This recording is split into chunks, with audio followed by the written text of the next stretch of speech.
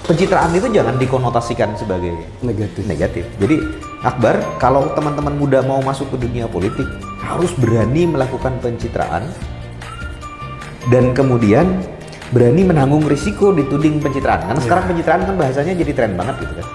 Itu harus berani menanggung risiko itu. Dituding pencitraan. Karena memang kita harus bangun citra kita. Jadi masuklah menjadi kontestan, tapi garaplah dengan cara yang berbeda. Tampilkan profilmu dan yakinkan orang ketika kau terpilih perubahan apa yang akan kau bawa.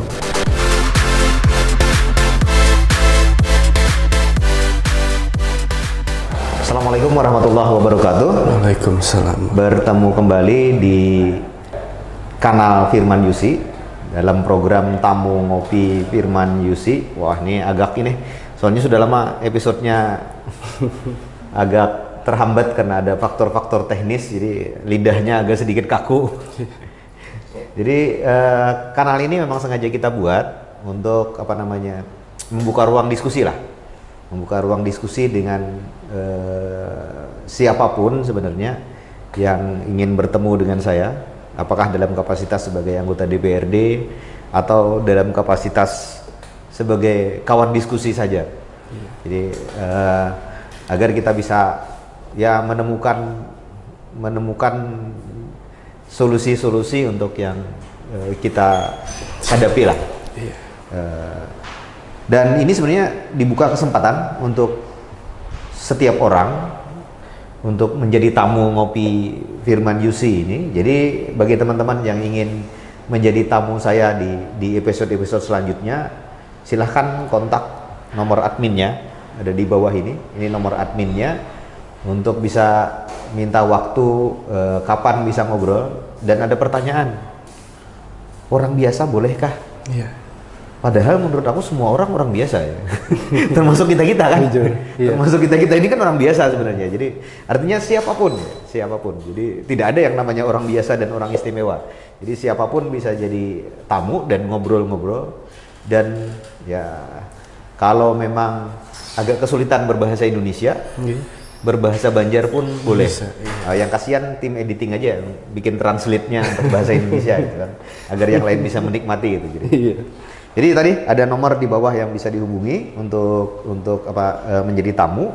Kemudian juga agar kanal ini terus berkembang, teman-teman bisa subscribe, like, dan utamanya beri komen supaya kita bisa lebih memperdalam lagi setiap topik bahasan yang kita munculkan di Tamu Ngopi Firman Yusi. Saya juga bisa dikontak lewat beberapa media sosial yang aktif. Jadi silahkan mau DM, mau komen di media sosial itu. Media sosialnya juga kami cantumkan di bawah ya. Ada Facebook, ada Instagram yang bisa dihubungi. Jadi jangan segan-segan untuk DM. Kalau saya agak terlambat membalas, artinya mungkin sedang dalam kegiatan. Tapi kita lagi ngobrol. Pasti dibalas, Pak. Insya Allah dibalas. Iya. Kita ngobrol kayak gini kan tidak mungkin sambil balas. Betul. Sambil balas DM gitu kan. Jadi kalau lagi ada aktivitas, mungkin agak terlambat sedikit membalasnya. Mohon bersabar. Insya Allah semua pesan yang masuk itu dibalas lah. Saya kira itu tamu saya hari ini namanya agak uniknya. Habib alias Akbar. Tadinya saya kira Habib alias Akbar itu nama panjang. Bukan, Mbak. Tapi ternyata nih boleh dipanggil Habib, boleh dipanggil Akbar. Tadi sudah cerita, ada bocoran tadi. Kenapa diberi nama Habib dan kenapa diberi nama Akbar. Tapi barangkali itu silahkan diceritakan nantilah. Siap. Boleh diceritakan lah nanti. Baik. Nah, aku manggil apa nih enaknya? Habib atau Akbar? Akbar aja, Pak. Akbar aja? Iya. Oke, aku panggil Akbar aja.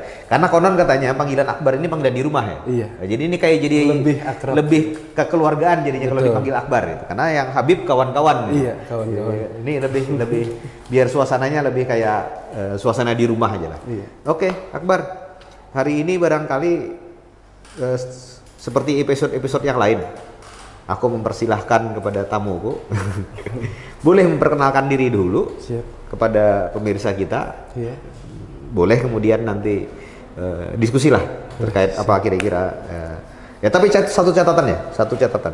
Saya salut dengan Akbar ini. Dia kandidat master apa magister? Kandidat master lah, kandidat S2 di Universitas Brawijaya sekarang ini. Jadi orang Tabalong memang harus kayak ini. Sekolahnya harus tinggi-tinggi. Terima kasih Pak. Ya, baiklah sebelumnya perkenalkan nama saya Haji Muhammad Husnul Habib, biasa dipanggil Akbar. Saya asli orang Tanjung, asli orang Banua. Sebelumnya Pak Firman, saya ucapkan terima kasih atas waktu dan kesempatan yang telah diberikan. Saya merasa suatu kehormatan ini Pak, bisa duduk sejajar lawan pian, kita ngopi bersama. Jujur sebelumnya ulun memang banyak mengikuti Pak cerita-cerita tentang pian, baik dari sosmed dan sosial media. Oke.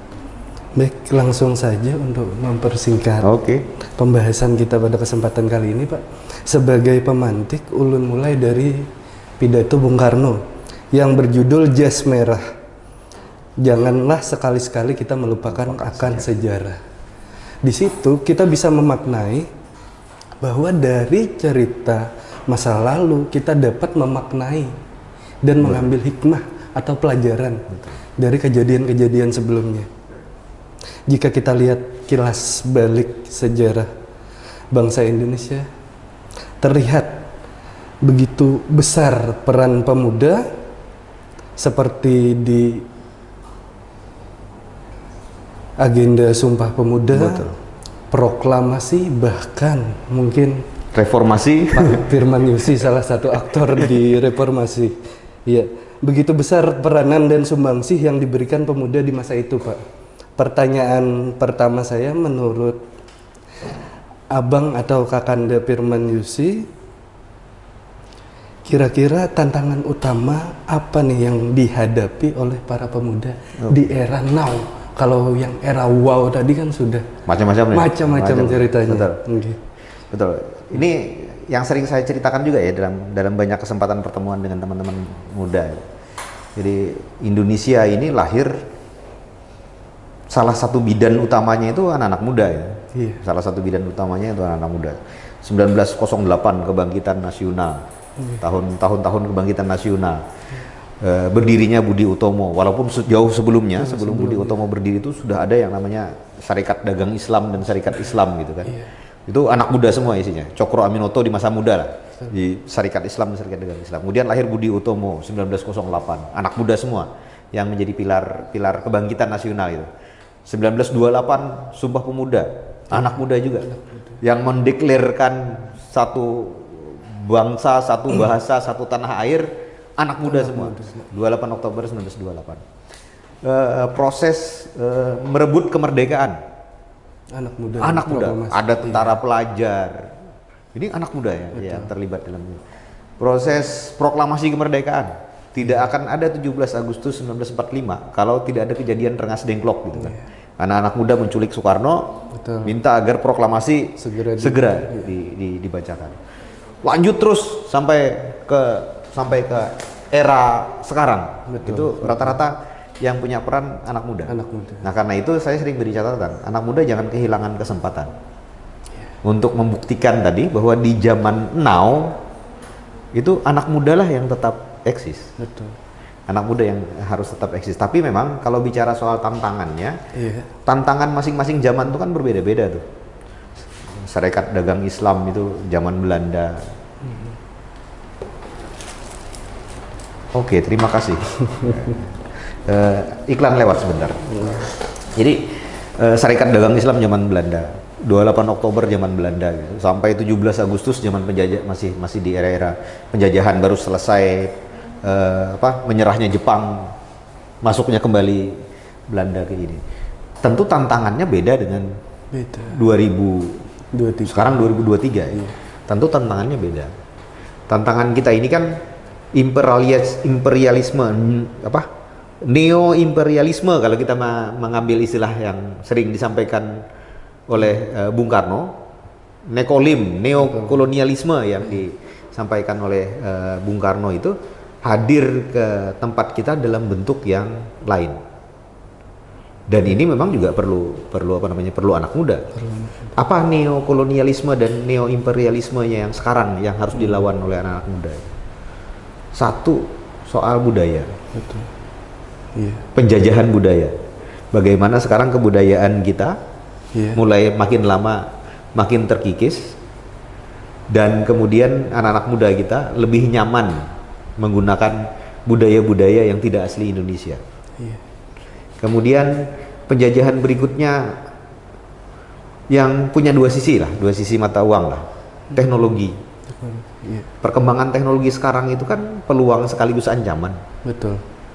Peluang karena dia bisa membangun masa depan yang lebih baik, tapi ancaman ketika penggunaannya untuk hal-hal yang kurang baik. Ini tantangan juga. Iya. Tantangan. Kemudian tantangan-tantangan berikutnya lagi gaya hidup ya. Gaya hidup yang sekarang ini ya tadi terkait dengan budaya juga sebenarnya. Karena kan bicara budaya itu bicara soal gaya hidup ya.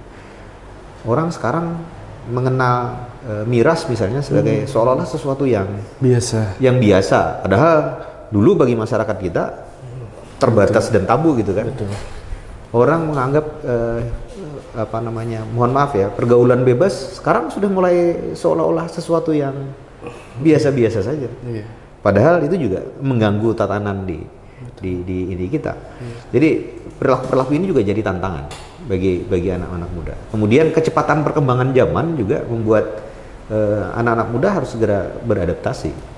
Lalu kemudian sistem yang terlanjur mapan. Kan sistem yang terlanjur mapan itu enggak mesti kalau sistem yang benar terlanjur mapan bagus gitu. Tapi ada bukan sistem ya sebenarnya dia sih penyimpangan gitu. Penyimpangan dari sistem, tapi karena penyimpangan yang dilakukan berulang-ulang sehingga dia kemudian dianggap benar gitu. yang kemudian mempengaruhi anak-anak muda. Dan ini yang juga harus dilawan oleh anak-anak muda. Kalau kita memang ingin semangatnya sekali lagi, anak muda itu kan selalu diidentikan dengan perubahan gitu. Jadi anak-anak muda itu selalu identiknya perubahan. Kalau anak muda hadir, betul. Itu pasti inginnya perubahan. Iya. Perubahan dalam perspektif kita pasti perubahan ke arah yang lebih baik. Betul. Nah sekarang tantangannya adalah dengan tadi ada tantangan teknologi, ada tantangan budaya, ada tantangan sistem.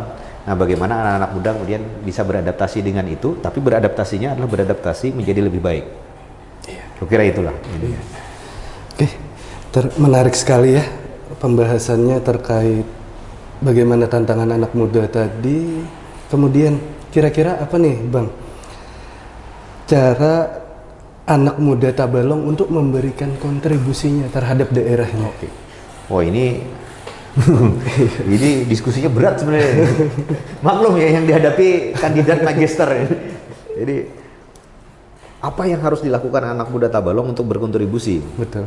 Saya mungkin tidak bicara terlalu banyak teoritis ya, tetapi mencoba membagikan pengalaman saja.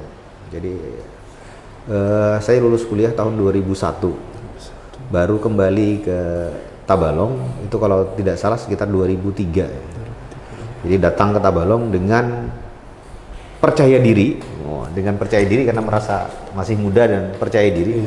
Dengan percaya diri bahwa saya punya gagasan-gagasan, saya punya ide-ide perubahan yang harusnya bisa diaplikasikan. Maka datang dengan kepercayaan diri yang luar biasa. Oh ternyata tidak semudah yang kita bayangkan. Berkontribusi itu tidak semudah yang kita bayangkan. Keinginan berkontribusi saja itu belum tentu kita akan mendapat ruang yang cukup baik. Respon orang akan baik karena keinginan itu. Tetapi apakah gagasan kita mendapat ruang yang cukup baik? Itu belum tentu. Satu barangkali ya kita masih dianggap anak kemarin sore lah. Yang tahu apa lo urusan. Kan kadang-kadang masih macam itulah. Kadang-kadang barangkali juga gagasan-gagasan kita itu, karena gagasan-gagasan itu lahir kayak yang ku ceritakan tadi, kan aku baru lulus kuliah tuh. Gagasan-gagasan itu kan lahir secara teoritis di kampus gitu. Bukan yang kutemukan di lapangan. Objek dan medannya pun kampus sebelumnya. Betul. Sehingga kemudian situasinya pasti berbeda kan. Dan di awal-awal aku tidak menyadari perbedaan itu. Sehingga yang kita bawa itu betul-betul gagasan-gagasan yang masih dalam tanda kutip sebenarnya layak di forum-forum ilmiah tapi masih harus dibenahi ketika masuk ke forum-forum praktis. Betul. Nah, ini tantangan juga sih sebenarnya. Iya, Boleh disebut tantangan tadi kan. Mengkonversi dari gagasan yang layak di forum ilmiah kepada yang lebih taktis. Praktis. Iya. Jadi ketika datang itu sempat di tahun-tahun awal agak bingung. Agak wah ini. Iya. Dan kemudian seolah-olah menyalahkan orang lain, tidak memberi ruang kepada kita. Nah, tapi ada satu momen yang membuat aku kemudian mengevaluasi. Sebenarnya momennya sih agak lama setelah itu ya. Coba mengevaluasi. Ini kenapa? Kok gagasan-gagasan gue nih ditolak? Menurut aku bagus. Iya. Menurut kajianku kepada beberapa referensi bagus, gitu kan? Menurut kajian kita di literatur ini bagus. Kok sulit untuk diaplikasikan? Kok sulit untuk diadopsi? Ternyata satu, cara penyampaian kita. Cara penyampaianku anggap masih dengan bahasa-bahasa kampus. Belum membumi, Pak ya. Belum membumi. Iya. Sehingga tidak semua orang memahami. Jadi begitu kita sampaikan itu barangkali hanya setengah dari yang kita sampaikan tuh orang bisa mengerti. Iya.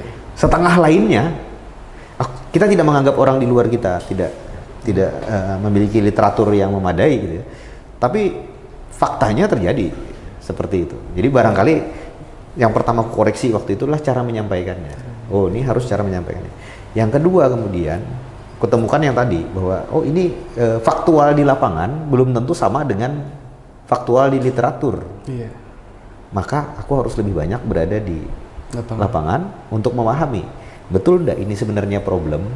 Iya. Betul enggak problem ini belum ada solusinya. Betul enggak solusi yang kita tawarkan tepat untuk problem ini. Maka kesimpulannya kita harus lebih banyak berada di lapangan. Iya. Nah, baru setelah itu kemudian menyusun kata-kata yang jauh lebih soft.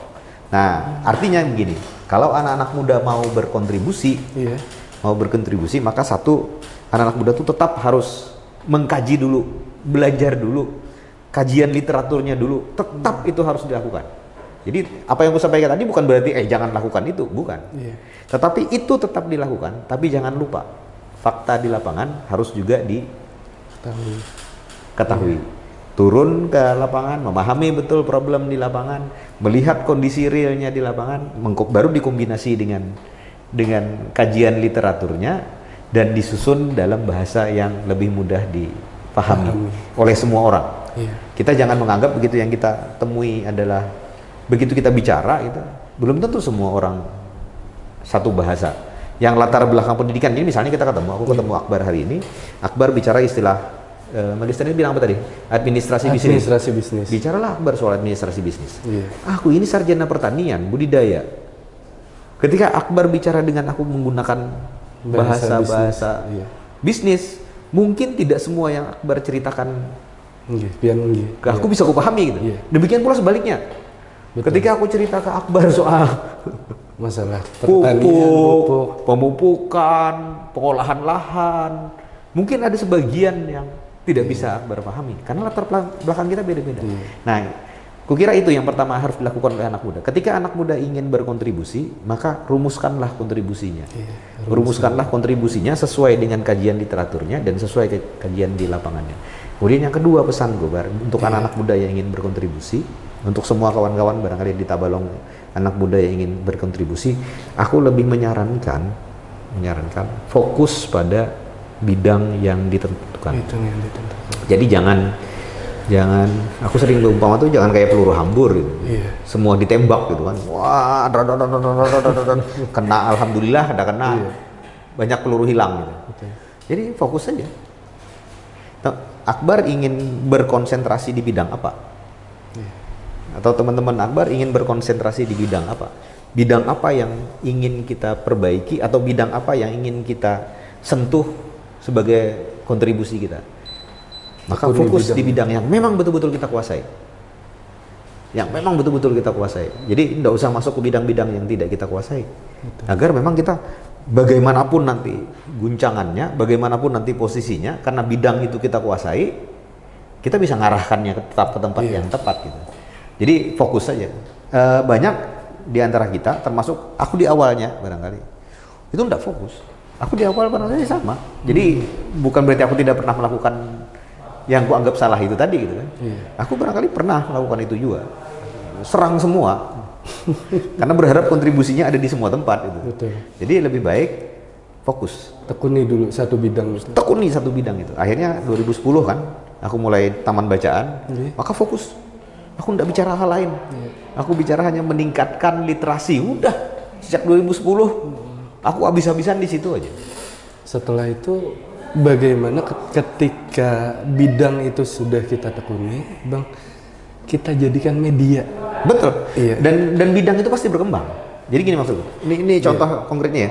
Begitu aku bicara soal literasi misalnya gitu kan. Begitu aku bicara soal literasi, maka yang ingin ku target adalah pertama peningkatan minat baca. Kedua penggunaan teknologi untuk mengembangkan pengetahuan. Jadi teknologi informasi, bagaimana teknologi informasi bisa bermanfaat dalam kehidupan sehari-hari.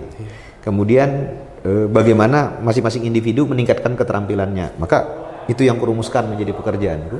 Dan itu kemudian menjadi sangat-sangat berkembang sesuai dengan perkembangan zaman.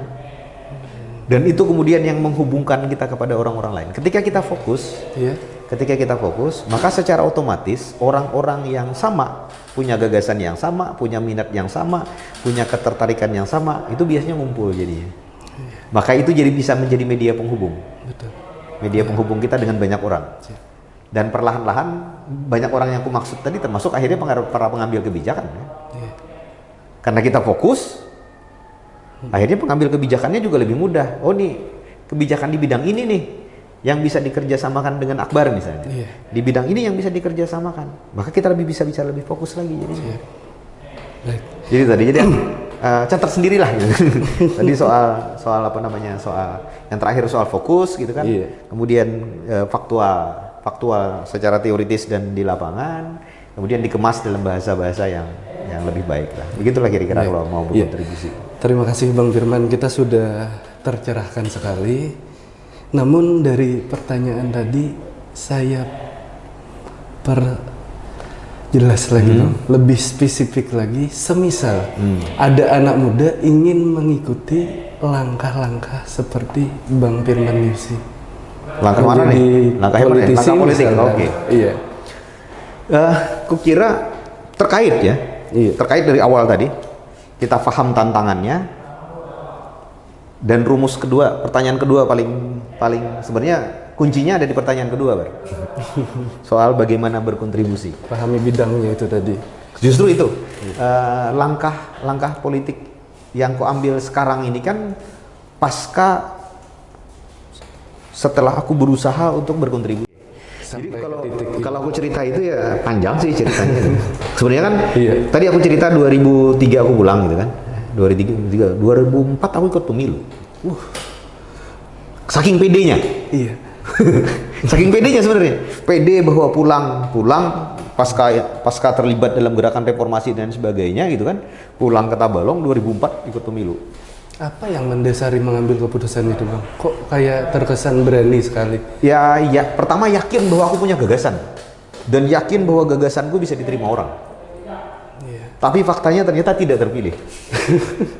2004. Pasca 2004, 2009. Ikut pemilu lagi. Dan tidak terpilih. Tapi di situ titik baliknya, Bar. Di situ titik baliknya. Aku beberapa kali di Tabung Ngopi juga aku cerita ya. Titik baliknya 2009.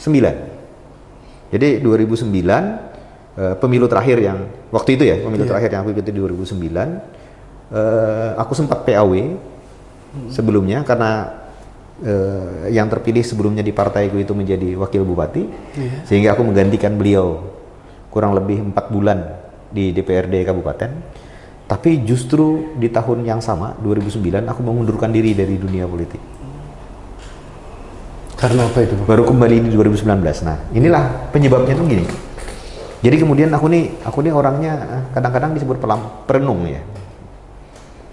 Aku mencoba mengevaluasi pemilu 2004 dan pemilu 2009 yang kuikuti. Kenapa aku tidak terpilih? Kan pertanyaannya. Betul. Wah, gagasanku sering dipuji orang gitu kan. Ideku tuh menarik gitu. Tapi kok nggak laku dijual. Kan nggak laku namanya. Nggak ada yang beli di pemilu. Pemilu 2004, pemilu 2009 nggak laku tuh gagasan-gagasan itu. Maka aku evaluasi, nih kenapa kok gagasanku ini nggak laku gitu.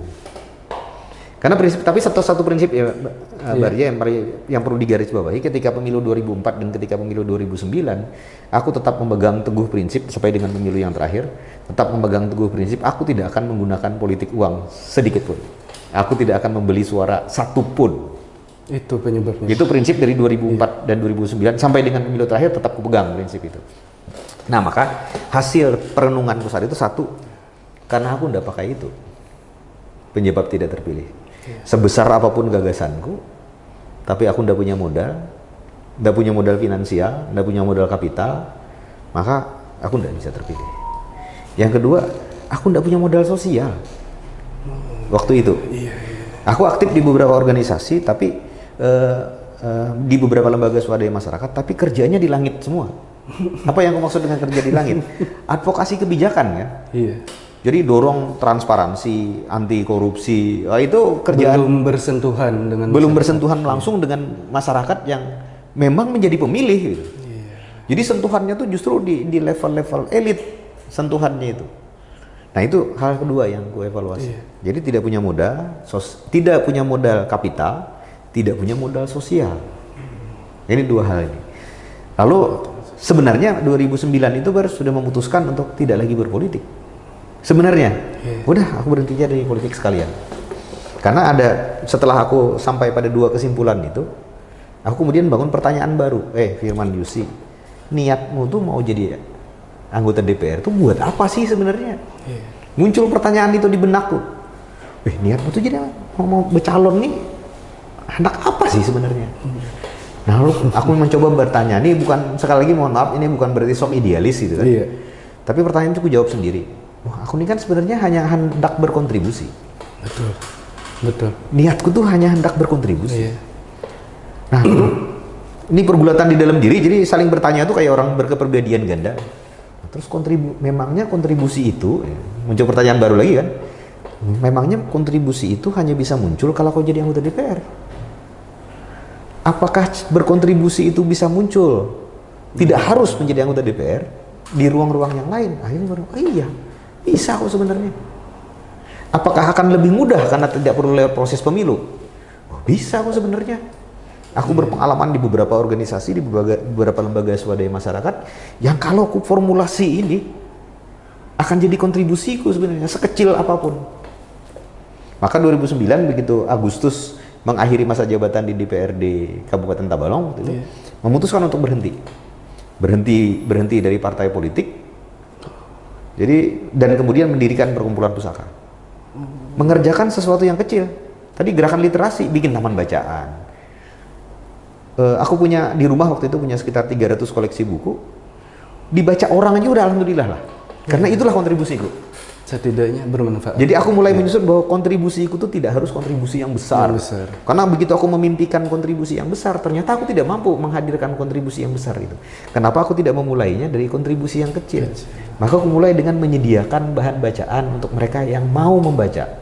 Aku punya 300-an judul buku di rumah. Aku sediakan dan boleh dibaca oleh siapa saja. Akhirnya berkembanglah. Perkumpulan pusaka berkembang sedemikian rupa.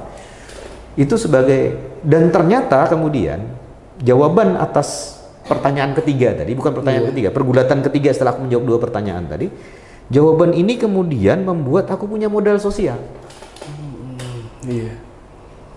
Ya kan? Betul. Begitu aku aktif di perkumpulan pusaka, bikin taman bacaan, bikin program-program kaitannya kebudayaan, literasi lingkungan, dan literasi lainnya, akhirnya aku ternyata punya modal sosial. Dan di 2019, modal sosial itulah yang membawa aku sampai ke DPRD provinsi.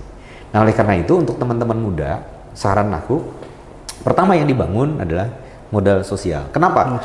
Kalau kita hanya mengandalkan modal kapital, kita berkompetisi dengan ibarat perang itu pemainnya cukup banyak di modal kapital. Pemainnya cukup banyak, kalau kita ibaratkan modal kapital itu adalah peluru, dengan jumlah peluru yang berbeda-beda, bahkan jumlah peluru yang barangkali jauh lebih besar dari kita. Dan jika kita berlomba-lomba di modal kapital ini, maka boleh jadi kita keluar banyak, tapi kalah telak. Betul. Dan itu aku menemukan lah beberapa orang yang mengandalkan kekuatan modal kapital, akhirnya tersungkur. Karena mungkin di situ kita kurang tahu siapa kawan, Betul, siapa lawan. betul. Karena hanya mengandalkan modal kapital. Tetapi begitu kita punya modal sosial ditambah modal kapital, wah sudah jangan ditanya lagi lah. Kalau kedua-duanya itu kita punya, tiket masuk, golden ticket. Golden ticket itu. Tapi bagi anak-anak muda kan seringkali bahwa modal kapitalnya belum terlalu belum besar gitu. Betul. Nah, oleh karena itu aku lebih menyarankan kalau bagi anak muda yang ingin masuk ke dunia politik, maka yang pertama dibangun adalah modal sosial. Modal sosial itu yang harus dibangun. Bagaimana kita bisa berjejaring dengan sebanyak-banyaknya orang. Bagaimana kita bisa memberi manfaat tanpa dengan ukuran sekecil yang kita bisa. Jadi meskipun manfaat itu hanya kecil-kecil, tapi orang bisa merasakan manfaatnya. Maka itu jadi modal sosial yang akan menjadi luar biasa di pemilu. Nah, memang jujur aja, aku berharap ke depan itu anak-anak muda itu muncul dengan mengandalkan modal sosial. Maka sebelum masuk ke wilayah politik, terjunlah dulu di kawah Chandra di muka modal sosialnya. Bangun dulu modal sosialnya.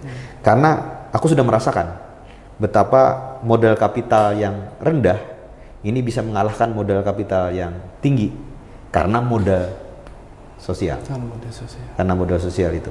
Jadi bagi anak-anak muda itu tadi pas bener, semangat berkontribusinya sudah ada. Sudah tinggi. Pengetahuannya udah punya. Nah, jangan terburu-buru kayak aku dulu. Tapi itu kan kalau tidak seperti itu tidak muncul pelajaran kan? Seandainya aku tidak terburu-buru tidak akan muncul pelajaran. Justru karena aku saat itu terburu-buru maka muncul pelajaran gitu. Nah, mudah-mudahan pelajaran ini bermanfaat gitu kan. Jadi jangan terburu-buru dulu, tapi bangun dulu modal sosialnya. Bangun dulu modal sosialnya. Maka insya Allah berkembang ke arah yang memang kita harapkan. Ya, tidak harus kan tidak semua anak muda bermimpi ke dunia politik gitu kan. Tapi bagi modal sosial ini bisa jadi modal tidak hanya di dunia politik. Modal sosial ini bisa masuk ke bisnis, bisa masuk ke ini juga. Saya tertarik dengan penyampaian Abang terkait menjaga idealisme anti politik uang dari tahun 2004 sampai 2019. Bagaimana menjaga hal itu, Bang? Ya, yang pertama sih menjaga itu jujur aja ya, menjaga karena terpaksa juga. Tapi bukan berarti tidak niat gitu ya. Memang niat. Jadi gini, Bar. Bar aja. Bar. Gini, Bar. Aku menganggap bahwa problem besar bangsa ini, problem besar di politik kita itu adalah politik uang. Itu problem besar. Karena pemimpin itu dihasilkan dari proses yang menurutku tidak baik. Nah, sebagai anak muda tentu kita hendak perubahan. Maka aku pikir harus ada yang memulai perubahan. Setiap perubahan itu harus dimulai dengan ada orang yang mau berkomitmen untuk melakukan perubahan itu tadi. Maka aku ingin menjadi antitesis dari teori politik uang. Aku ingin menghadirkan antitesisnya bahwa politik uang itu tidak menjadi penentu, tidak selalu menjadi penentu. Tapi ada faktor-faktor lain. Mungkin karena kita tidak menyiapkan ruang untuk kelompok yang anti politik uang. Betul. Jadi karena gini, barangkali Akbar mau masuk ke dunia politik, tapi ketika Akbar berhitung, karena sekali lagi waktu itu sejak 2004 itu yang dihitung pertama kali itu adalah modal kapital. Yang pertama kali dihitung, orang tidak menghitung dulu modal sosial. Orang menghitung modal kapital. Oh, kalau aku punya duit, mohon maaf, ada beberapa teman-teman muda yang ketemu, kalau aku punya duit 1 miliar, aku bisa jadi. Udah langsung menyimpulkan seperti itu. Kalau aku punya duit 2 miliar, aku bisa jadi. Padahal belum jaminan. Dan aku menemukan sejak 2004 gitu ya.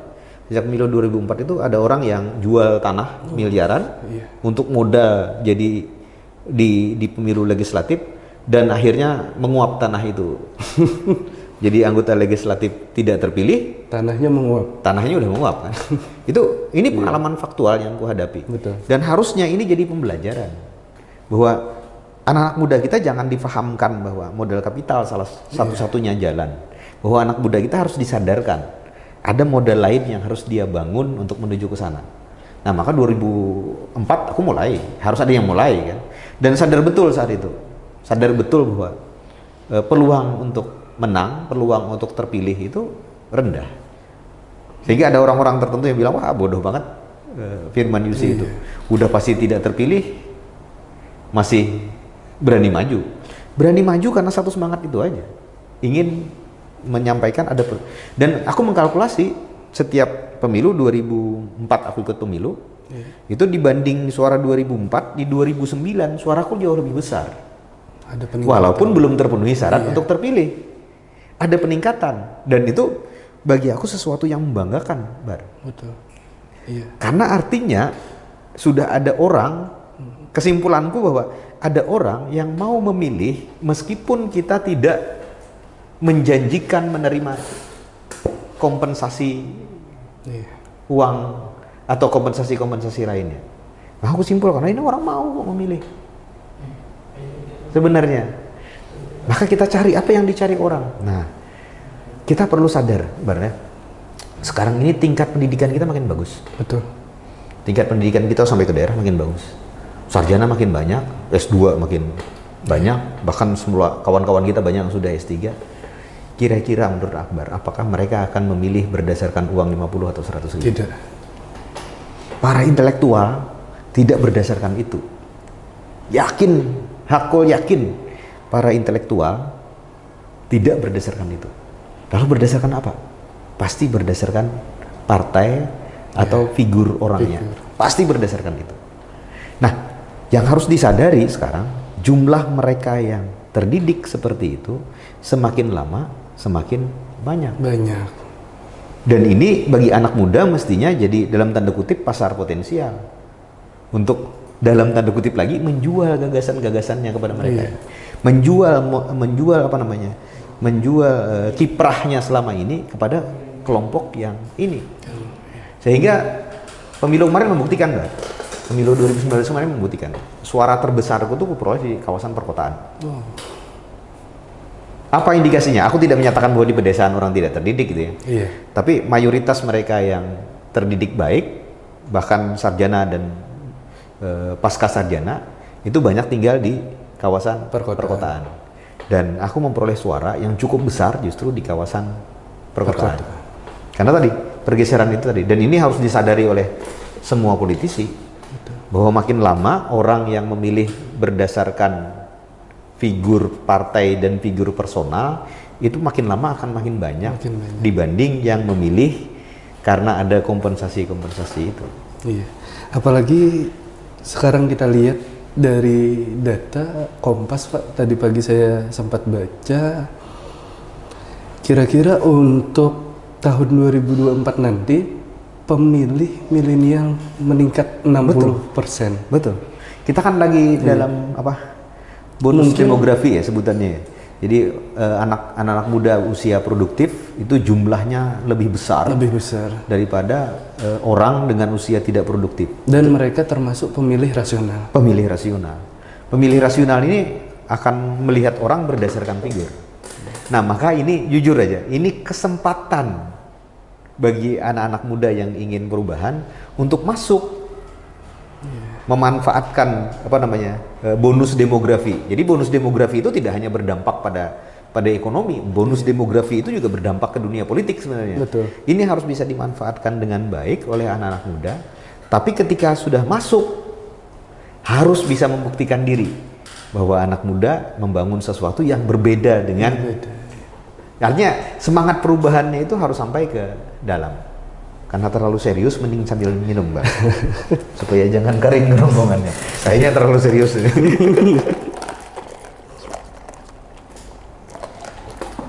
Jadi bonus demografi itu bonus juga bagi, sebenarnya bonus juga bagi dunia politik. Dan ini kesempatan untuk untuk membangun semangat anak-anak muda. Jadi semangat keduanya maksudku, semangat anak muda untuk masuk ke dunia politik, tetapi juga sekaligus untuk membangun kepercayaan anak-anak muda di dunia politik.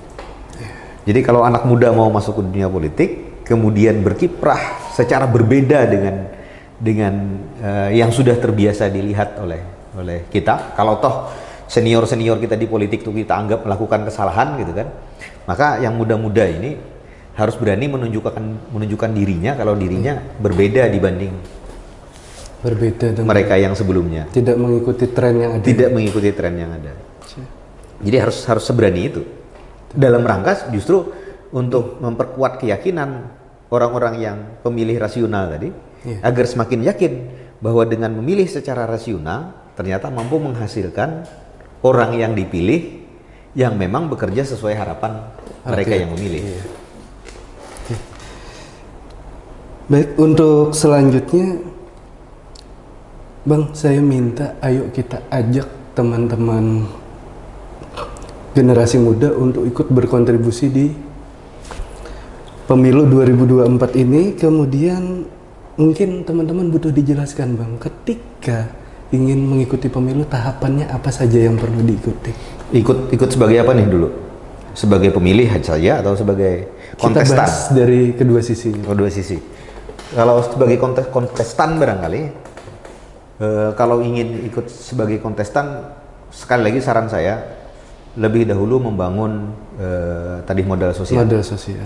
Walaupun misalnya seperti yang saya lakukan, misalnya 2024 teman-teman berminat untuk sudah mulai masuk langsung menjadi kontestan, ikut dulu, jangan takut. Tapi ingat, lakukan secara berbeda. Garap secara berbeda. Walaupun konsekuensinya, mohon maaf, walaupun konsekuensinya belum tentu terpilih. Mumpung masih muda lah. Masih muda tuh ya, gagal sekali harus mau coba untuk kedua kali. Syukur-syukur bisa berhasil. Betul. Jadi masuklah menjadi kontestan, tapi garaplah dengan cara yang berbeda. Tampilkan profilmu dan yakinkan orang ketika kau terpilih perubahan apa yang akan kau bawa. Itu harus betul-betul ditampilkan. Jangan ambil pusing soal kemudian, ini pengalaman pribadi ya Bapak Ibu sekalian. Jangan ambil pusing, ini kalau terpilih ya. Jangan ambil pusing soal disebut pencitraan dan lain sebagainya. Karena pencitraan itu dalam politik penting. Akbar sudah berkeluarga? Sudah berkeluarga? Iya. Dan aku yakin Akbar memilih istrinya itu karena pencitraan istrinya. Iya enggak? Karena pencitraan istrinya kan? Dia bersolek, betul, dia berpakaian yang baik, sehingga kemudian Akbar tertarik dan mempersunting. Iya. Salah satunya. Jadi di mana di dunia yang sekarang ini orang kemudian betul-betul 100% mengesampingkan pencitraan? Tidak ada. Dalam bisnis, pasti. Iklan itu pencitraan kan? Iklan pencitraan. Pelayanan. Iya kan? Iya. Semuanya pencitraan. Jadi pencitraan itu jangan dikonotasikan sebagai negatif. Jadi Akbar, kalau teman-teman muda mau masuk ke dunia politik, harus berani melakukan pencitraan dan kemudian berani menanggung risiko dituding pencitraan. Karena sekarang pencitraan kan bahasanya jadi tren banget gitu kan. Itu harus berani menanggung risiko itu. Dituding pencitraan. Karena memang kita harus bangun citra kita. Kita harus bisa sampaikan kepada masyarakat, Akbar itu katakanlah orang yang peduli terhadap, ini misalnya. Akbar itu adalah orang yang peduli dengan UMKM, misalnya karena tadi Akbar magisternya bisnis, itu aku bicara seperti itu. Akbar adalah orang yang peduli UMKM. Akbar adalah orang yang siap masuk ke dunia politik untuk memperjuangkan kalangan UMKM. Akbar sudah punya konsep-konsep mendorong regulasi apa saja di bidang UMKM, dan Akbar sudah tahu persis nasib UMKM. Publikasikan itu. Itu pencitraan sebenarnya. Tapi untuk menyampaikan, aku akan konsen di situ. Aku akan konsen di UMKM. Sini, mana UMKM? Ayo kita diskusikan. Aku mau tahu problemmu apa. Dan kira-kira regulasi yang kau perlukan apa. Kalau nanti aku jadi anggota DPRD, kalau nanti aku jadi wakilnya rakyat, aku akan perjuangkan ini untuk kepentingan UMKM. Jangan takut itu dituding pencitraan, karena kita harus hadirkan itu. agar orang tidak membeli kucing dalam karung. Kalau Akbar sembunyi karena tidak berani disebut pencitraan, orang kada kenal. Emangnya si Akbar tuh mau perjuangkan apa? Konsepnya belum. Emang konsepnya kayak apa? Konsep secara aktual yang sudah dikerjakan apa saja? Bagaimana mungkin aku bisa mengamanahkan sesuatu kepada Akbar kalau aku ternyata belum kenal sama sekali dengan Akbar? Kalau kemudian Akbar tidak datang mengenalkan diri, nah jangan kemudian ketika mengenalkan diri itu yang sekarang disebut orang pencitraan itu adalah ketika Akbar mengenalkan diri, itu seolah-olah jadi pencitraan gitu. Padahal sekali lagi mengenalkan diri, apa yang dilakukan, pengetahuan yang dimiliki, pendidikan yang dimiliki seperti apa, kemudian pengalaman di masyarakat seperti apa, bekerja sama dengan siapa saja, itu bukan pencitraan. Menyampaikan menyampaikan citra kita kepada orang lain, sehingga kalau ini bahasa itu gini, Akbar ini kan pedagang nih. Kalau sampean tertarik dengan barang ini barangnya, rasanya seperti ini, gitu kan? Kalau Anda makan, Anda akan lebih sehat lagi. Betul. Nah, orang bisa memutuskan membeli atau tidak. Tapi kalau kita tidak pernah menawarkan ini produknya, bagaimana mungkin orang akan tahu rasanya dan bagaimana mungkin orang akan membeli itu? Betul. Maka lakukan itu. Jangan takut ini. Anak-anak muda harus berubah. Sekarang kan media sudah sedemikian kaya ya, media sosial. Publikasikanlah lewat situ. Maka langkahnya tadi bangun, sekali lagi pertama tadi langkahnya adalah bangun modal sosial. Yang kedua, jangan takut mempublikasikan setiap modal sosial yang kita punya, yang Akbar punya. Setiap orang punya modal sosial yang berbeda-beda, karena ketertarikan kita ke bidang yang berbeda-beda, maka jadikan itu sebagai mempromosikan diri kita. Kita tuh maunya masuk di isu apa, kita mau, dan apa yang akan kita lakukan kalau kita sudah berada di dalam sana. Tawarkan itu kepada masyarakat. Maka Akbar dan anak-anak muda lain yang terjun ke dunia politik itu sudah mulai menggeser diskusi orang dari diskusi soal berapa modal kapital yang kau punya menjadi aku akan memilih orang yang seperti ini, yang sudah melakukan ini, yang akan melakukan ini. Geser diskusinya dari modal kapital tadi ke modal sosial. Itu bagi yang teman-teman yang ingin masuk ke dunia politik sebagai kontestan. Tapi yang ingin masuk belum ingin masuk tapi menjadi pemilih, maka jangan hina intelektualmu dengan politik uang. Tegas sekali. Itu bagi yang memilih ya, bagi teman-teman yang memilih. Jangan menghina kadar intelektualmu sendiri dengan menjual murah suaramu di pemilu 2024. Jangan dijual murah. Jual mahal sekalian sehingga tidak terbeli. Kenapa? Karena apa yang mahal itu? Yang mahal itu adalah orang yang memang mau bekerja untuk sesuai dengan harapan kita. Itu mahal harganya. Perusahaan mau bayar profesional yang bekerja maksimal, mahal. Jadi nilainya mahal. Oleh karena itu minta orang itu membayar dengan cara yang sangat mahal. Dengan cara apa? Dengan bekerja sebaik-baiknya, berjuang sebisa-bisanya untuk kepentingan orang banyak. Jangan jual murah intelektualmu dengan pecahan 50.000 dan pecahan 100.000 gitu. Nah ini bagi pemilih-pemilih agar gini, kalau kita ingin perubahan ya kita harus mulai dari diri kita sendiri. Kalau dalam pemilu anak-anak mudanya juga sama mengharapkan politik uang, maka jangan pernah berharap negara ini menjadi lebih baik gitu. Betul. Karena suaramu aja masa depanmu kamu pertaruhkan dengan pecahan 50.000 dan 100.000 gitu kan. Untuk 5 tahun ke depan. Untuk 5 tahun ke depan. Jadi minta bayaran mahal. Bayaran mahalnya adalah yakini bahwa orang yang kau pilih adalah orang yang memang akan bekerja. Maka aku sering berumpama begini. Kalau kebaikan yang dilakukan oleh anggota DPR itu pahalanya berjamaah. Jadi aku sebagai anggota DPR nih, kalau ada setitik kebaikan yang pernah aku lakukan selama menjadi anggota DPR, maka pahalanya jadi pahala berjamaah. Pahala siapa? Pahala mereka semua yang memilih. Karena menempatkan orang yang tepat, sehingga ada kebaikan yang bisa diterima oleh orang lain. Kan imbalannya pasti pahala tuh. Maka pahalanya bisa dan ini dunia akhirat. Pembayarannya dunia akhirat. Maka pemilih mulailah, anak-anak muda lebih baik memulai untuk berpikir seperti itu. Maka anak-anak muda harus cari yang melakukan pencitraan.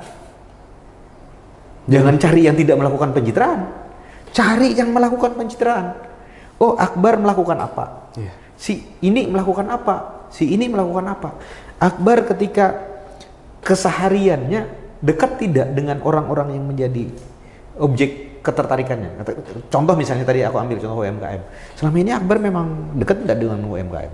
Ini jangan-jangan Akbar bicara UMKM, tapi Akbarnya sendiri tidak pernah ketemu orang UMKM. Bahkan Akbar itu makannya di restoran-restoran yang bukan UMKM gitu, misalnya gitu kan. Misalnya, iya. Bagaimana mungkin si Bisa Akbar ini bersentuhan. memahami UMKM Iya. kalau dia tidak pernah sama sekali bersentuhan dengan UMKM?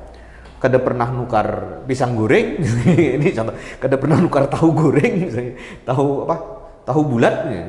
Kada pernah melakukan itu, mana mungkin Akbar bisa mewakili UMKM kalau kada pernah bersentuhan. Nah, oleh karena itu jadilah pasar pencitraan untuk menilai ini orang benar-benar Cari yang pencitraan, kemudian kita uji. diuji betul tidak pencitraannya atau hanya betul-betul pencitraan, hanya dalam tanda kutip pencitraan yang selama ini dikonotasikan negatif itu kan sebenarnya dia sebenarnya tidak melakukan itu tapi seolah-olah melakukan itu kan, itu ya pencitraan yang jelek Iya, gitu kan. betul. Tapi kan kalau memang dia melakukan itu sebenarnya itu kan bukan pencitraan sebenarnya. Fair saja.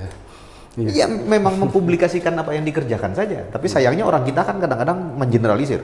Semuanya jadi pencitraan. Jadi pemilih pun sekarang harus, menurut saran aku sih, cari yang pencitraan, uji pencitraannya. Kalau benar pilih. Iya. Baik, saya sedikit menyambung di poin untuk kontestan tadi. Bagaimana politisi muda ini yang kaya akan teori, cuma minim pengalaman untuk memilih motornya, motor politiknya. Wah, kendaraan politiknya. Iya. Wah, ini berat banget sebenarnya. Karena gini, partai itu dibangun berdasarkan ideologi sebenarnya. Jadi semua partai punya platform, semua partai punya punya arah dan tujuan, punya cara yang berbeda-beda untuk mencapai tujuannya. Jadi ada partai yang berbasis agama misalnya, dan tentu ini menjadikan agama sebagai indikator. Ada partai yang berbasis nasionalisme, dan tentu ini nasionalisme. Nah, kita tinggal pilih yang mana yang cocok bagi kita. Kita tinggal pilih. Artinya maksudku gini, yang pertama ya, itu alasan memilih kendaraan, alasan memilih kendaraannya, idealisme mana yang paling cocok dengan kita. Kalau kita merasa bahwa idealisme yang cukup cocok dengan kita adalah idealisme yang berbasis agama, mungkin bisa kita pilih partai-partai yang berbasis keagamaan. Kalau kemudian yang cocok dengan kita adalah nasionalisme, maka ada pilihan partai-partai yang berbasis nasionalisme. Macam-macam nih basis partainya. Jadi yang pertama itunya yang kita lihat. Yang kedua kemudian konsistensi. Jadi begitu kita sudah memilih, mengelompokkan ya. Ini kelompok partai yang berbasis agama, ini partai yang nasionalis, ini partai yang macam-macam lah. Ininya kan, aku udah hafal juga tuh macam-macam, paham-pahamnya masing-masing tuh. Baru kemudian kita uji yang paling konsisten yang mana. Apakah ini konsisten dengan agamanya? Apakah ini konsisten dengan nasionalis? Karena jangan-jangan dia nasionalis tapi ternyata dia tidak nasionalis gitu. Yang demokratis jangan-jangan dia sendiri malah tidak demokratis. Maka kita uji yang mana. Kalau kita sudah tentukan, ini kita ingin masuk ke yang demokratis. Maka kita uji partai ini konsisten nggak demokratis. Cara dia memilih pemimpinnya, cara dia mengorganisir masanya, apakah betul-betul demokratis atau justru tidak demokratis. Baru kita bisa menentukan kemana yang kita mau masuk. Kukira semua partai punya tujuan yang baik. Betul. Ini kan hanya soal perbedaan bisnya aja. Cuma terkadang mungkin sebagian orang menilai dari sosok figur yang berada di sana. Itu jadi salah satu juga. Jadi salah satu. Makanya di beberapa partai ada yang kulihat sudah mulai mengurangi ketergantungan terhadap figur. Karena kalau partai yang ketergantungan terhadap figurnya cukup tinggi, begitu figurnya nanti sudah tidak ada, baik karena memang sudah sudah faktor umur dan lain sebagainya, maka nantinya partai ini justru akan jadi bumerang bagi partai itu sendiri. Jadi pamor partainya turun seiring dengan turunnya pamor para tokohnya. Maka sebenarnya ke depan itu agak kurang sehat ketika partai itu mengandalkan ke pamor tokoh di dalam partai itu. Meskipun penokohan itu penting sebagai pencitraan tadi, tetapi mengandalkan itu menjadi satu-satunya faktor, itu juga harus dipertimbangkan, karena nanti seiring turunnya pamor si tokoh itu akan membawa partainya turun. Ini sudah banyak kejadian ya, partai-partai yang turun pamornya karena pamor tokohnya udah tidak hanya karena usianya atau karena yang bersangkutan meninggal. Ketika pamornya udah turun juga udah ikut berantakan. Maka menurut aku yang pertama itu yang jadi pertimbangan paling utama soal ideologi, platform yang mana, ideologi yang mana yang mau kita pilih, dan kemudian konsistensinya dia terhadap ideologi itu. Bagi aku tidak masalah soal pilihan. Setiap orang punya pilihan gitu. Betul. Ada yang memilih partai yang berbasis agama karena memang itu pilihannya, ya silahkan pilih yang mana yang kira-kira konsisten menurut ukurannya sendiri, kan kita yang ukur itu. Ini konsisten atau tidak. Kemudian yang kedua, tapi ada satu kata kunci terakhir. Karena kita bukan pendiri partai gitu kan. Yang terakhir adalah kata kuncinya untuk anak-anak muda, pilih partai yang loyalitas pemilihnya tinggi. Itu salah satu kata kuncinya. Jadi aku malas sih menyebut partai-partai itu. Ada beberapa nama partai lah yang punya pemilih loyal. Maka yakinlah, begitu partai itu punya pemilih loyal, tidak tergantung pada ketokohannya, maka partai itu sudah menjalankan mekanisme yang benar. Karena pemilihnya loyal. Jadi kalau partai-partai yang memanfaatkan masa mengambang, kan masa mengambang namanya tuh yang sebenarnya mereka tidak terafiliasi langsung ke partai politik mana itu biasanya nasibnya bisa ngambang juga. Jadi pilih salah satu yang membuat aku memilih mobilku sekarang gitu kan, kendaraanku sekarang gitu. Itu justru karena tadi setelah menguji soal ideologinya, konsistensinya menjalankan ideologi itu, baru kemudian yang terakhir yang kau sampaikan itu. Ini kok loyal masanya? Kok basis masanya ini loyal? Harus kita identifikasi dari 3 tadi. Iya. Baik. Yang selanjutnya sedikit agak sensitif terkait di partai Bapak, apakah ada mahar politik Pak untuk pencalonan sebelumnya? Sampai hari ini aku tidak pernah diminta mahar politik. Jadi ini cerita waktu pencalonannya, teman-teman yang di belakang layar barangkali salah satunya menjadi saksi lah. Karena kan 2018 itu aku masih memutuskan untuk belum masuk ke dunia politik sebenarnya. Jadi waktu itu masih memang ada diskusi di internal kami di relawan pusaka segala macam.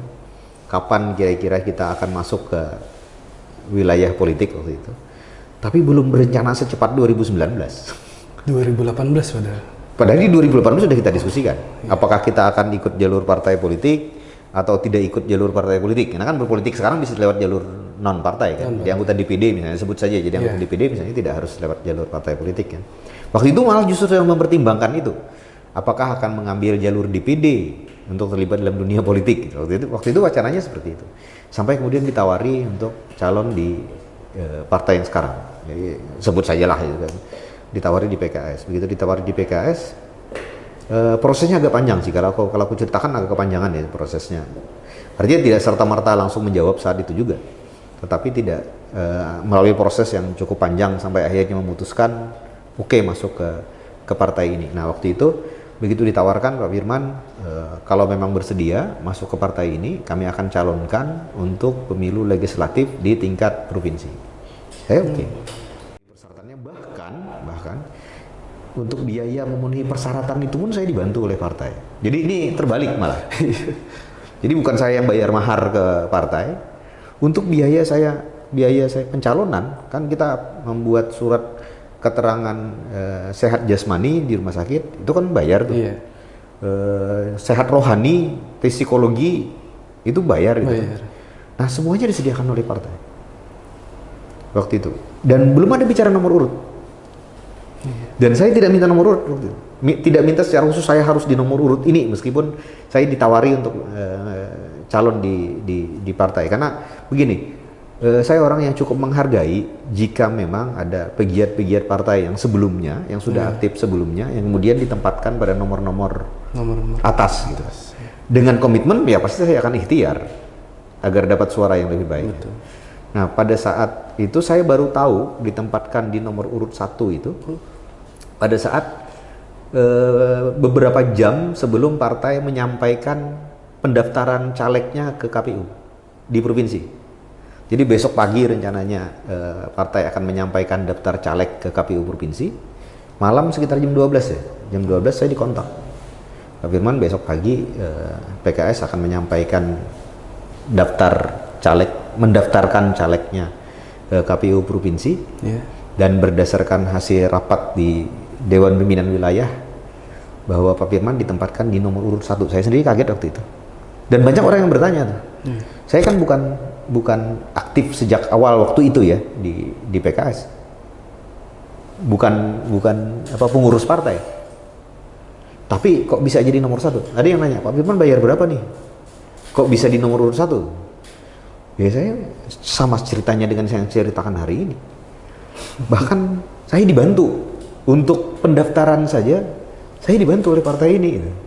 Saya dibiayai oleh partai ini. Kemudian ditempatkan di nomor 1, itu tidak ada pembayaran, tidak ada negosiasi apapun, tidak ada ini pun, ditempatkan di nomor 1. Dan itu yang dialami juga oleh teman-teman saya yang sekarang di DPRD provinsi dari partai yang sama, dari partai yang sama. Jadi kalau mahar politik berdasarkan pengalaman saya tidak tahu yang di luar pengalaman saya. Kalau berdasarkan pengalaman saya tidak ada mahar politik. Tidak ada mahar politik. Saya tidak tahu di partai lain ini, karena kan tidak pernah mempraktekkan di partai lain. Tapi di partai yang sekarang saya tempati, setahu saya, sepengalaman saya sampai hari ini tidak ada yang namanya mahar politik. Tapi kalau kemudian dalam perjalanan misalnya ya anggota dewan itu nyumbang dikit untuk partai, biasa aja kan. Kan nyumbang kita. Dari sebagian penghasilan kita sumbangkan untuk kegiatan partai, itu biasa lah. Itu bukan mahar namanya kan. Tapi kan itu karena saya hidup di situ ya harus saling support. Kan. Tapi ketika dicalonkan, ketika mendaftarkan diri sebagai calon, saya tidak bahkan di PKS waktu itu ya, untuk saksi saja dananya disediakan oleh partai. Jadi kita caleg sampai ke situ pun kita memang modal gagasan jadi. Modal gagasan plus modal masang spanduk, masang baliho, bikin kalender sendiri dan bikin pertemuan kampanye itu aja lah. Yang dalam kapasitas pribadi. Kalau kampanye yang dilakukan oleh partai ya partai sendiri yang membiayai. Tapi kalau kampanye yang saya lakukan secara pribadi hanya itu saja yang saya biayai. Dan mudah-mudahan itu tidak terjadi mahar itu tidak terjadi di partai politik lain. Karena itu salah satu cara untuk menghasilkan mekanisme yang bisa menghasilkan dan calon-calon yang akhirnya orang berani dengan modal sosial gitu kan.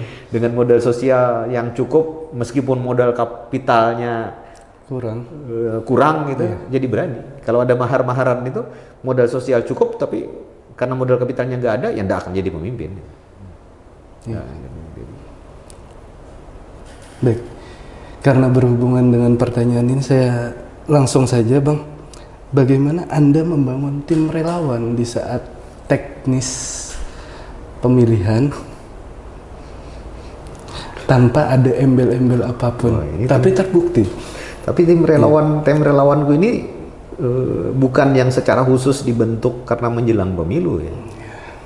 Karena tim relawan ini kan terbentuknya dari sejak aku membangun modal sosial. Jadi kami itu dalam artian ya, mudah-mudahan aku tidak salah nih. Ini karena relawannya juga ada di belakang layar gitu. Mudah-mudahan aku tidak salah itu. Kami membangunnya itu sejak mimpi bersama di gerakan sosial. Jadi sejak awal ketika membangun gerakan sosial untuk modal sosial yang akhirnya terbangun menjadi modal sosial itu, sejak awal kami punya komitmen yang sama. Kami ingin menuju sesuatu yang sama. Jadi dibangunnya sebelum aku masuk ke dunia politik yang sekarang gitu. Kalau yang 2004 sama 2009 itu tidak terbangun relawan. Nah, relawan itu terbangunnya di pemilu 2019. Dari mana dari relawan yang bersama-sama di program-program sosial. Sehingga barangkali dengan kayak itu teman-teman yang menjadi relawan ini sudah paham. Wong 10 tahun sama-sama Firman Yusi sudah paham gitu kan, Firman Yusi itu seperti apa, dan kalau dia jadi nanti akan melakukan apa, dan bagaimana nasib teman-teman yang membantunya.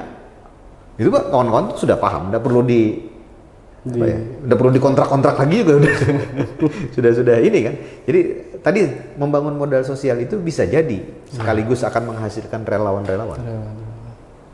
Jadi ketika kita bangun modal sosial ya, itu bisa jadi.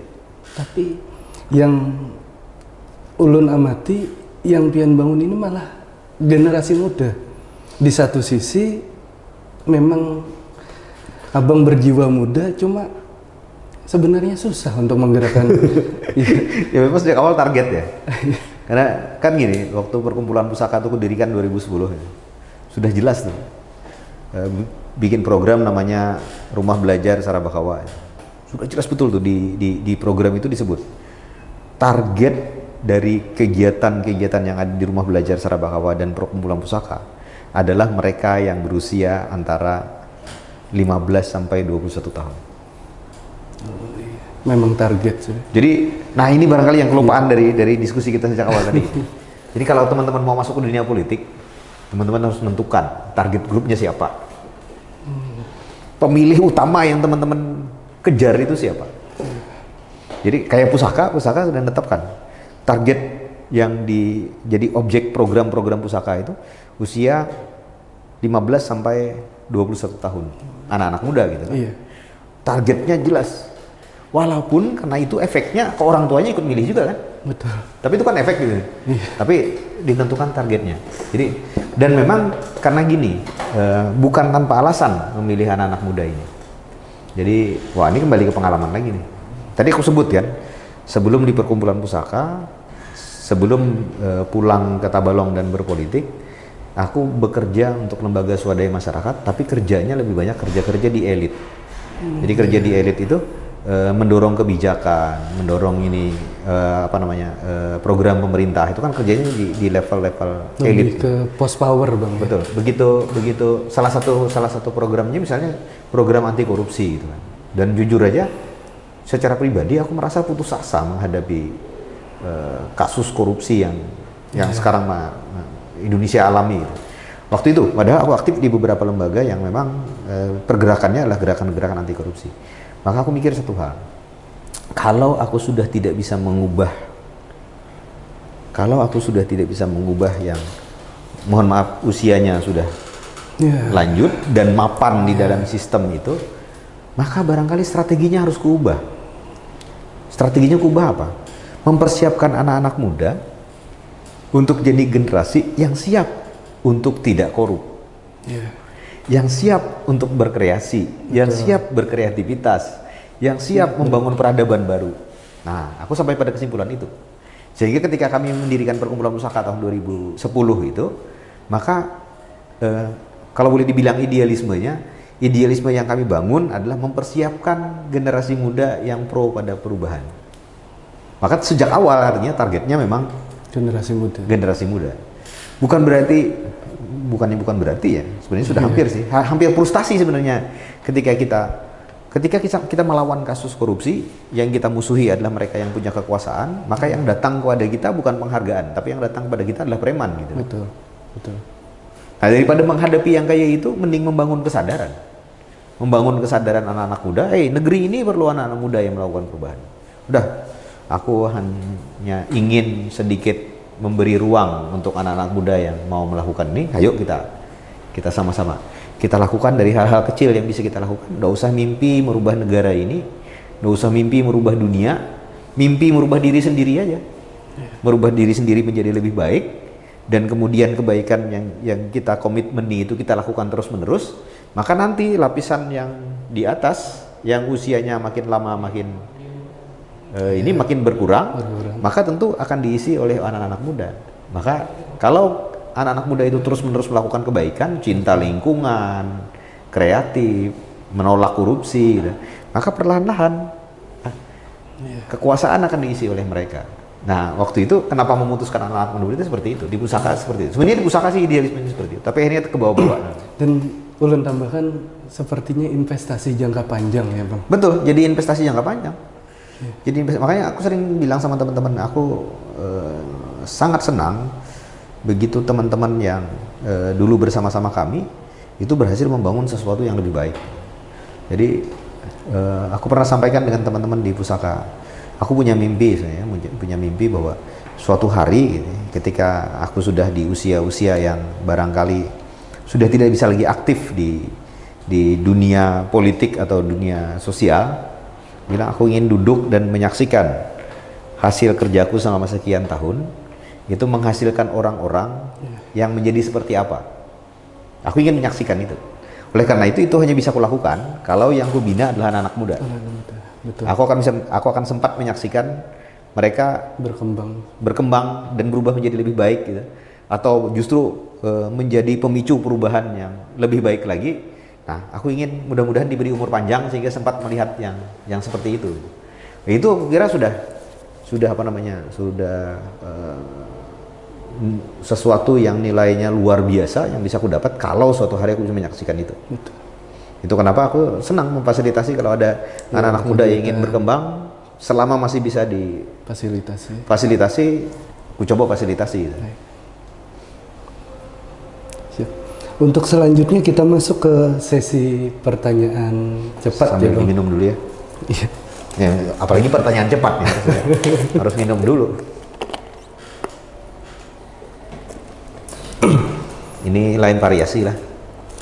Lain aksesoris. Kalau aksesoris kan dibiarkan, tidak dimakan-makan. Jadi karena dia bukan aksesoris, wajib untuk dimakan.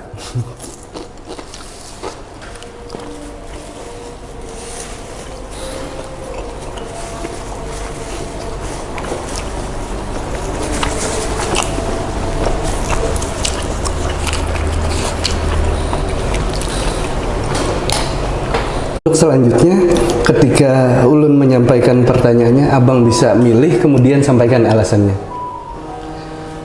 Politik uang atau tidak terpilih lagi? Tidak terpilih lagi. Tidak terpilih. Alasannya? Daripada saya melakukan politik uang, lebih baik saya tidak terpilih. Baik. Jabatan atau harta, Bang? Wah, sulit ini. Boleh nggak Anda milih kedua-duanya itu? Saya milih jabatan. Baik, alasannya?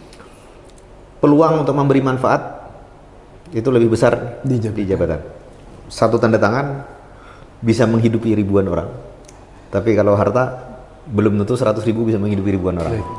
Untuk selanjutnya, ini dari kesibukan abang Banjarmasin keliling kemana-mana. Pertanyaan saya, masyarakat atau keluarga, Bang? Aduh, kedua-duanya nih harusnya. Tapi enggak boleh yang milih kedua-duanya. Waduh. Ini milih masyarakat yang di rumah merangut ini.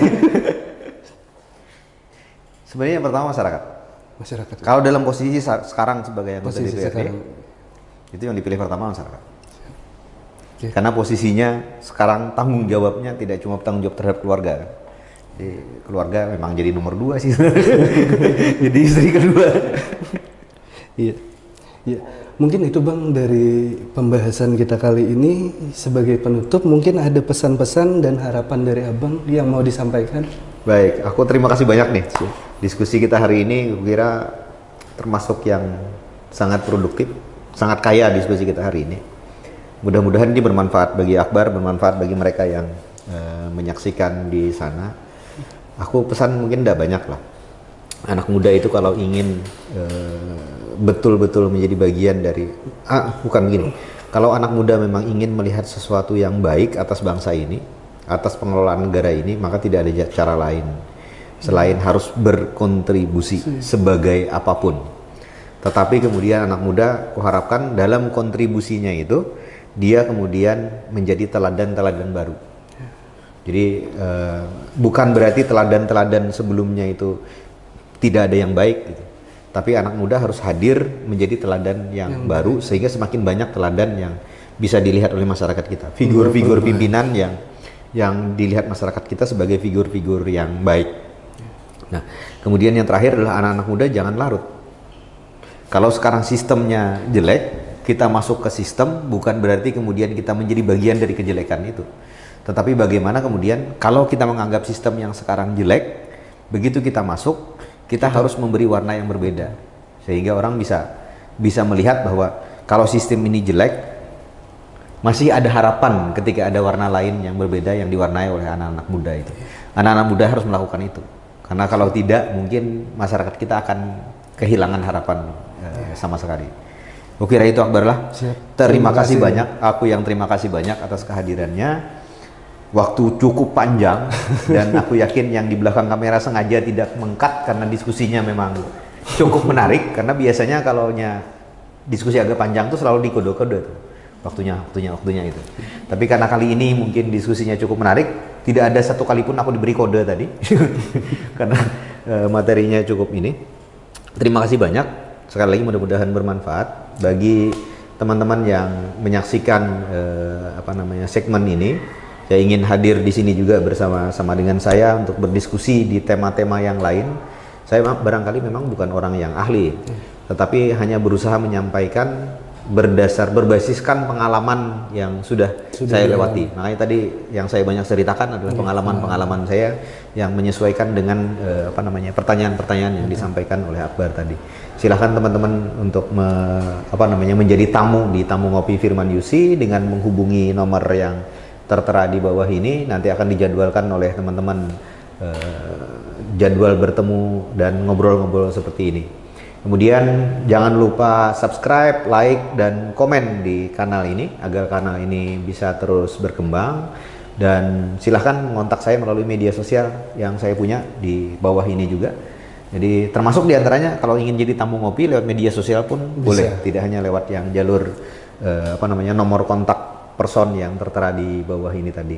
Sampai bertemu kembali di episode selanjutnya dari Tamu Ngopi Firman Yusi. Kalau ada hal-hal yang menyinggung perasaan dan tidak berkenan di hati para sahabat yang menyaksikan, mohon maaf karena begitulah kami dan diskusi kami begitu kan. Jadi mohon maaf sebesar-besarnya. Kalau ada manfaat yang diambil, mudah-mudahan bisa bermanfaat sebesar-besarnya bagi para sahabat sekalian. Sekian, bila taufik wal hidayah. Assalamualaikum warahmatullahi wabarakatuh.